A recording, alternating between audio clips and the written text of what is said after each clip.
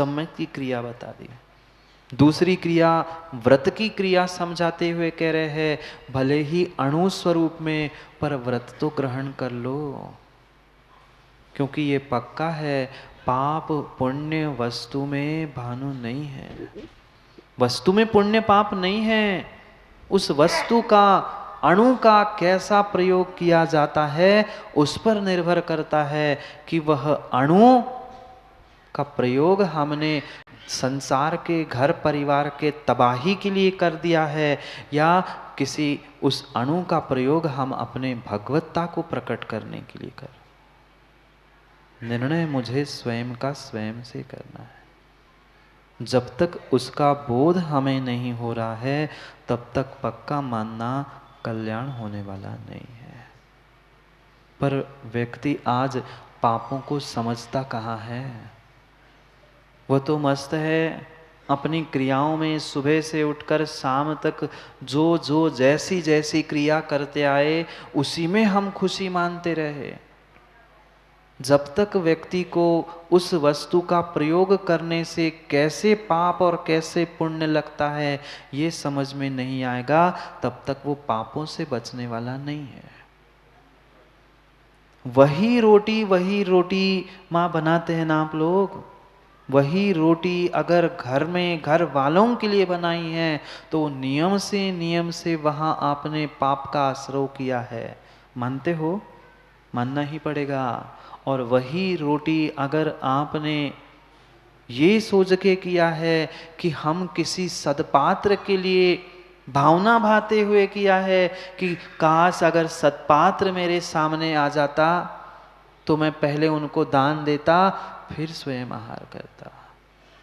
क्रिया वही थी, रोटी ही बनाना था, भोजन ही बनाना था, पर एक भोजन बनाते बनाते आपने पाप किया और एक भोजन बनाते बनाते आपने पुण्य किया। हमें अपने विवेक से उस पुण्य पाप को खोजने की आवश्यकता है। जो उन विषयों में एक एक इंद्रियों के विषयों में हमारी आसक्ति चल रही है वह आसक्ति ही पाप है। उस पापों से आसक्ति से ही बचना आचार्य भगवंत अणुव्रत कह रहे हैं। ठीक है, पूर्ण रूप से बचना चाहिए, भले ही थोड़ा सा भी घर में माँ कचड़ा हो, कचड़ा तो कचड़ा ही है। ऐसे ही भले ही थोड़ा सा पाप भीतर हो, पाप तो है पर कम से कम सफाई तो प्रारंभ की है। कम से कम हमने जो बहुत बड़ा बड़ा कचरा था, बहुत स्थूल कचरा था, उसको तो निकाल के अलग कर दिया। थोड़ी बहुत धूल है तो आने वाले समय में वो भी साफ होगी। पर उसके लिए आज ही निर्णय और आज ही पुरुषार्थ करने की आवश्यकता है कि हमें किस प्रकार से उन पापों से बचना है। पहले तो जो हम 5 पाप कर रहे हैं उसका निर्णय करना होगा। माँ 5 पाप नहीं जानते ना? 5 पाप नहीं जानते ना? बच्चों को तो खूब पढ़ाया होगा। हिंसा, झूठ, चोरी, कुशील, परिग्रह, इनमें से कितना आपने छोड़ा? झूठ तो बोलोगे ही नहीं, कम से कम गुरु के सामने तो नहीं बोलोगे। छोड़ दिया झूठ बोलना, छोड़ दिया पाप करना, हिंसा करना नहीं। प्रत्येक माँ बाप अपने बेटों से, अपने बच्चों से यही कहते हैं, झूठ बोलना पाप है, झूठ नहीं बोलना चाहिए, चोरी करना पाप है। पर सबसे ज्यादा झूठ कौन बोलता है? जो दूसरों को सिखाता है। सोचना पड़ेगा। माँ, किसी दूसरे से कहने से काम नहीं बनेगा। व्यक्ति को पहले स्वयं से संभलना होगा, स्वयं को सुधारना होगा, तब जाके वो दूसरों को संभाल सकता है, दूसरों को समझा सकता है, तभी काम बनेगा, अन्यथा काम नहीं बनेगा। क्या है व्रत? व्रत क्या है? डॉक्टर पंकज जी, पंडित जी, आप तो डॉक्टर हैं, कई सारे विषयों से आपने एमए किया है। मैं आपसे प्रश्न पूछता हूँ, ये जो कहा जाता है कि पापों व्रत है, अणुव्रत है, महाव्रत, ये कौन सी वस्तु है? व्रत मतलब व्रत मतलब कौन सी वस्तु है? कोई बाजार, कोई दुकान, कहीं मॉल में मिलेगी? नहीं मिलेगी। फिर क्या है व्रत मतलब? विरतिर भाव व्रत, पर किससे विरत होना? ये भी सम्यक निर्णय आज जीवों के भीतर नहीं है। परिभाषाएं तो पंडित जी ने, माताओं ने इतनी इतनी रट के रखी है। अभी पूछ लो तत्वार्थ सूत्र के अमुक अध्याय का पहला अमुक सूत्र कौन सा है, तुरंत खट से निकल जाएगा।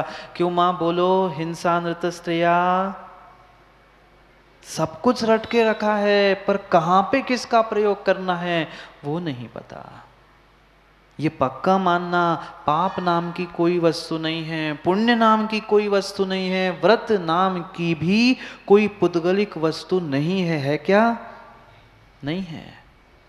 कापी पेन कागज शास्त्र देव गुरु भगवान, ये फिर भी कुछ पुद्गल आकार में हमने स्थापित करके रखे हैं, पर पुण्य पाप व्रत अव्रत कुछ भी नहीं है। समस्या हमारे साथ यही है, हम उन पुद्गल वस्तुओं में इतने इतने अटक चुके हैं, उलझ चुके हैं। हमने सब कुछ उसको ही मान के रखा है, पर जो दिख नहीं रहा है, ना पुण्य दिखता है, ना पाप दिखते हैं, ना व्रत दिखते हैं, उसको आज तक समझ ही नहीं पाए हैं। समझ ही नहीं पा रहे हैं। उन पापों से बचना ही तो व्रत है। पापों से विरक्त होना ही तो व्रत है।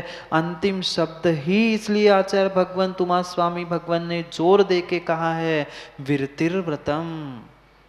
मात्र ये नहीं कहा हिंसा झूठ चोरी कुशील परिग्रह ये क्या है, ये 5 पाप है। 5 पापों को छोड़ना नहीं कहा, 5 पापों से दूर भी हो इतना नहीं कहा। उससे विरक्ति का नाम व्रत है। सोते सोते फिर भी कुछ समय के लिए आपने पाप छोड़ा हो सकता है, पर उससे विरक्ति छूटी नहीं है, इसलिए सपने में भी पाप ही आता है। अंतर समझने की आवश्यकता है। मां समझ में आया? पापों को छोड़ना भिन्न विषय है और पापों से विरक्त होना भिन्न विषय है। पापों को तो कई बार अनादिकाल से छोड़ते आए, पर जो छोड़ा जाता है पुनः फिर भी पकड़ में आता है, और जिससे एक बार विरक्ति होती है वह पुनः पकड़ में नहीं आता। शिवकोटि महाराज भी यहाँ 15 नंबर के श्लोक में हमें वही समझा रहे हैं कि भाई विरक्ति को प्राप्त हो जाओ। ये जो संसार में छोटे छोटे छोटे कहते हुए जो पाप बन रहे हैं, वे ही छोटे पाप के बीज बहुत बड़े फल देने वाले बनेंगे। इसलिए अपादान करण कहा है, से अलग विरतिर, विरक्त होना, उन पापों से विरक्त, पापों से अलग होना है। पापों से दूर भी नहीं कहा, विरक्त कहा है। जो जो सूत्र जो जो शब्द लिखे हैं पंडित जी आचार्य भगवान ने बहुत सोच समझ के लिखा है, पर क्या करे, आज के लोगों को पल्ले पड़े तब ना, और पल्ले भी पड़ जाए। पर अब कुछ लोग ऐसे होते हैं हमारे अनिल बस जैसे कि जानते तो है पर मानते नहीं। हम मान लेंगे तो कैसे काम बनेगा? जानने से काम नहीं होगा अनिल भाई, कभी तो मानना सीखो। मानोगे नहीं तो पक्का मानना, कभी भी तुम्हारे भीतर वह सम्यक दर्शन क्या कुछ इंसानियत की नाम भी चीज नहीं होगी। गहरा चिंतन करने की आवश्यकता है। जो विरक्ति है, पापों से विरक्त हो जाना, पहले 5 पापों को तो समझे। माँ बच्चों को कितने अच्छे प्रकार से समझाते हैं, समझाते ना, हिंसा नहीं करना, चींटी को मत मारना, उसमें भी जीव होते हैं। बच्चे को तो कह दिया और स्वयं ने लक्ष्मण रेखा खींच ली। नहीं खींचते। वह बच्चा बच्चा है इसलिए कुछ नहीं पूछता, थोड़ा सा बड़ा हो जाएगा तो वो ही पूछेगा कि माँ मुझे तो आपने सिखाया था कि उस चींटी की रक्षा करनी चाहिए, उसको घात नहीं होना चाहिए, और आप ही ऑल आउट और कछुआ छाप लगा के सोते हो, प्राण बचे कहाँ? करना है, एक एक व्रतों की हमें चर्चा करनी है। यहाँ तो मात्र 15 नंबर के श्लोक में आचार्य भगवान उस अणु का महत्व बता रहे हैं कि भले ही वह अणुरूप है, पर तुमने कुछ ना कुछ क्रिया प्रारंभ की है। तुम्हारा पहला कदम ही तुम्हारे मंजिल का, तुम्हारे लक्ष्य का निर्धारण करने वाला है। समस्या यही है कि हम माँ पहले कदम को ही रखना नहीं चाहते। यही सोचते हैं, अरे मंजिल तो बहुत दूर है, मंजिल तो बहुत दूर है, कैसे पहुंचूं, कब पहुंचूं। ऐसा सोचते रहोगे तो राजू भाई कभी मंजिल पे नहीं पहुंचोगे। एक युवा था, अपने नगर में रहता था और इतना इतना इतना व्यस्त रहता था अपने काम से, उसे फुर्सत ही नहीं मिलती थी। और नगर के पास ही एक पहाड़ी पर बहुत सुंदर मंदिर था। वह जब से उसने होश संभाला था वो वही सुनता था कि बहुत सुंदर मंदिर है, बहुत सुंदर मंदिर है। और देखता भी था कि बहुत दूर दूर से यात्री आते हैं, दर्शन करते और चले जाते।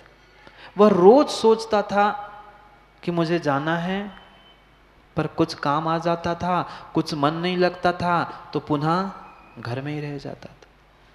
एक दिन उसने निर्णय कर लिया, अब चाहे वह प्राण चले जाए, इतने लाखों हजारों की पब्लिक बाहर से आ रही है, दर्शन कर रही है, और मेरे पास है, मैं नहीं पहुंच पाऊं।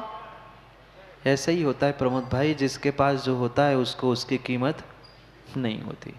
बाहर से व्यक्ति आएंगे, बाहर से दर्शन करके कक्का चले जाएंगे लोग, पर पास वालों को क्या कीमत। अब रोज ही जो घर में पनीर पराठा खा रहा है, उसको बाहर के पनीर की पाक। हाँ, मैं कहावत नहीं कहना चाहता हूं, क्योंकि मैं क्यों अहिंसा की बात कर दूं। बात समझने जैसी थी। उसने भी निर्णय किया कि बहुत हो गया, मैं कब तक सुनूंगा। निर्णय कर लिया कि आज तो मैं जाऊंगा ही जाऊंगा। और निर्णय करके वह घर से निकला, और जैसे ही कुछ कदम गांव से बाहर पहुंचा, उसने देखा आज तो अमावस की रात है। उसने सोचा दिन में टाइम नहीं मिलता, रात में ही निकलूं, लाइट, स्ट्रीट लाइट कब तक, गांव की सीमा तक। वह गांव से बाहर गया और उदास होके बैठ गया। सोचता है आज ही तो इतने वर्षों बाद मैंने निर्णय किया कि मुझे मंदिर जाना है, और निकला तो आज ही अमावस। चंद्र नहीं, प्रकाश नहीं, कैसे जाऊं। उसने विचार किया, अरे मेरे पास तो वो मोमबत्ती रखी है जो अभी अभी मैं दुकान में शाम को काम कर रहा था, वो मोमबत्ती और माचिस जेब में रखी है। उसने निकाली और जलाई और खड़ा होके चलने लगा। देखता है कि ये तो मंजिल इतनी दूर है, और मोमबत्ती इतनी सी मोमबत्ती, और मोमबत्ती का प्रकाश कितना सा, 2 किलोमीटर, 2 कदम, मात्र 2 कदम प्रकाश और इतनी दूर मंजिल। उसने कहा ठीक है, अब सुबह तक रुक जाते हैं। मोमबत्ती बुझाई और पत्थर पे बैठ गया। सोच ही रहा था, विचार ही कर रहा था, सुबह जल्दी हो जाए। इतने में एक वृद्ध व्यक्ति बिना हाथ में टॉर्च लिए, बिना लाइट, बिना लालटेन, वह लाठी लेकर चला जा रहा था। और जैसे ही जा रहा था, रास्ते में वो युवा बैठा मिला। उस दादाजी ने पूछा, क्यों भाई, क्यों बैठे हो यहाँ पे। उन्होंने कहा, पहुंचना मंदिर में है, पर अंधेरा है, अंधकार है, मैं कैसे आगे बढ़ूं। उसने, दादाजी ने कहा, क्यों, तुम्हारे पास कोई प्रकाश का साधन नहीं है। वो कहता है, तो ये छोटी सी मोमबत्ती है, पर इतनी दूर मंजिल है, मंदिर इतनी दूर है, मैं कैसे पहुंचूं, आगे का तो कुछ भी नहीं दिख रहा है, क्या करूं। दादाजी ने कहा, तुम मोमबत्ती जलाओ तो सही, देखते हैं। युवा ने पुनः दूसरी बार मोमबत्ती जलाई, और मोमबत्ती के प्रकाश में दादाजी ने कहा, 1 कदम रखो आगे। उसने 1 कदम रख दिया। दादाजी ने कहा, दूसरा रखो, दूसरा भी रख दिया। उसने कहा, तीसरा रखो, तीसरा भी रख दिया। करते करते 10, 20, 50, 100 कदम जैसे ही आगे आया, दादाजी ने कहा, तू देख पीछे मुड़ के। उसने कहा, हाँ। मैं तो इतना चल के आया। बहुत अच्छी सीख उस समय अशोक जी, उस दादाजी ने उस युवा को दी कि बेटा तू इतनी दूर की मंजिल को क्यों देख रहा है? तेरे पास जितने साधन हैं तू उस साधन से मात्र एक कदम चल, आगे मत बढ़ाना। एक कदम चलेगा और हाथ में मोमबत्ती होगी तो क्या प्रकाश पीछे जाएगा कि आगे ही रहेगा? सीधी सी बात थी, एक कदम जैसा बढ़ता था प्रकाश भी आगे बढ़ता था। दादा ने कहा बेटा जीवन में अगर उन्नति करनी है तो मात्र पहला कदम रखने का प्रयास कर। तू एक एक कदम भी चलता जाएगा तो कभी ना कभी मंजिल तक पहुंचेगा। आज हमें वही समझना है। जितनी शक्ति है हम एक ही कदम अणुव्रतों की तरफ बढ़ाए ना। हम ये क्यों सोचे, व्यक्ति ये क्यों सोचता है कि मैं बड़ा ही काम कर लूंगा या महाव्रत लूंगा तो कल्याण होगा? जरूरी नहीं है। अरे पंचम काल है, जितना जितना उस कैंडल में, उस मोमबत्ती में प्रकाश देने की शक्ति है उतना ही चलो। वहां पहुंच के पुनः आगे देखो और रास्ता मिलेगा, पर घर से निकलोगे ही नहीं तो मंजिल पे पहुंचोगे कैसे? मंजिल पे पहुंचने के लिए भले ही अणुरूप हो, भले ही थोड़े से रूप में हो, पर एक एक कदम हमें आगे बढ़ाने का पुरुषार्थ करना होगा। इसलिए उस अणुव्रतों के स्वरूप को समझा रहे हैं। उस अणुव्रतों का अगर जीवन में धारण करेगा, वह अणु तुम्हें भगवान बना देगा। और अगर राकेश जी उस अणु का तुमने विस्फोट में प्रयोग कर दिया तो दुनिया को तबाह कर देगा। पढ़ते हैं 15 नंबर के श्लोक में आचार्य शिवकोटि महाराज क्या समझा रहे हैं। पढ़ो।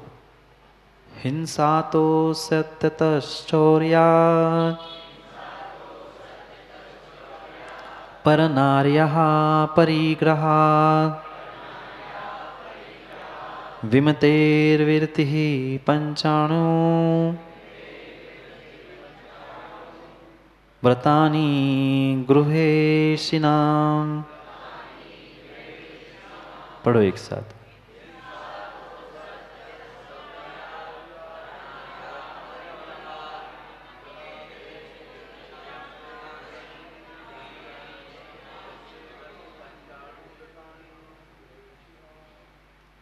ये तो हमने शब्द पढ़ के रखे हैं। हिंसा, झूठ, चोरी, कुशील और परिग्रह, इनसे दूर होना है।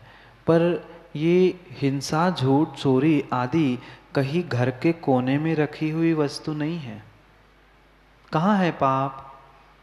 संसार में खोजा जाए तो पाप कहाँ है? जैसे अभी हम निर्णय कर रहे थे पाप नाम की वस्तु नहीं है, तो पाप है ही नहीं है।